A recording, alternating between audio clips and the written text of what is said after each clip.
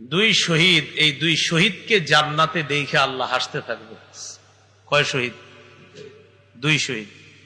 তো শহীদদেরকে দেখে আল্লাহ খুশি হবে, এটা স্বাভাবিক বিষয়। কিন্তু আজীব দুই প্রকার শহীদ, এই দুই শহীদকে দেখে আল্লাহ হাসার একটা কারণ আছে। এই দুই শহীদের মধ্যে একজন হলো নিহত ব্যক্তি, আর একজন হলো হত্যাকারী।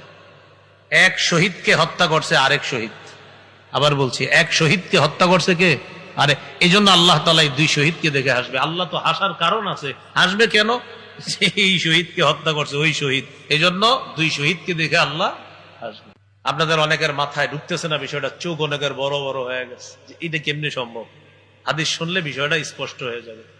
সহিহ বুখারীর বর্ণনা 2826 নম্বর হাদিস, 2826 মোট হাদিস সংখ্যা হবে 7563টা। এই হাদিসের বর্ণনাকারী আবু হুরায়রা রাদিয়াল্লাহু তাআলা তিনি বলেন, قال رسول الله صلى الله عليه وسلم إن الله لا يضحك إلى رجلين يقتل أحدهما الآخر يدخلان الجنة।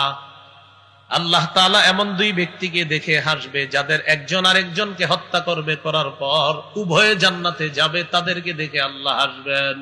নবীজি বলেন, ইকাতিলু হাযা ফি সাবিলিল্লাহ। একজন শহীদ আল্লাহর রাস্তায় লড়াই করতে করতে শহীদ হয়ে যায়। এই শহীদকে যে হত্যা করছে, হত্যা করার কিছুদিন পর কালিমা পড়ে মুসলমান হয়ে গেছে। সুম্মা ইয়াতুবুল্লাহু আলাল কাতিল। এই হত্যাকারী যে মুসলমান হয়ে গেল, তার আগের অপরাধগুলো আল্লাহ মাফ করে দিয়েছেন। এবার জিহাদের সুযোগ আসার পর এই ব্যক্তিও জিহাদের ময়দানে যায়, যাওয়ার পর ফায়ুস্তাশহাদ, সেও শহীদ হয়ে জান্নাতের মেহমান হয়ে যায়। এবার বুঝে আসছে আপনাদের? তাহলে প্রথম শহীদকে মারছে কে? ওই হত্যাকারী কাফের অবস্থায় মারছে।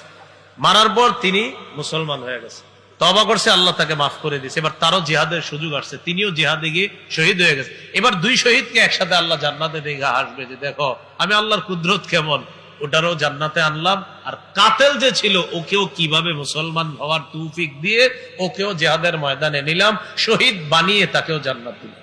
আল্লাহ আমাদের সকলের অন্তরে শহীদি তামান্না অনেক ব্যাপক ভাবে যেন আমরা ধারণ লালন করতে পারি, আল্লাহ তৌফিক দান করে।